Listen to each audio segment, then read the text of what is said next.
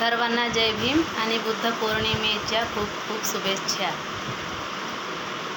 अशिता मुनींची ती भविष्यवाणी, असिता मुनींची ती भविष्यवाणी, आली आली फळाला सिद्धार्थ, सम्यक संबुद्ध झाला सिद्धार्थ, सम्यक संबुद्ध झाला.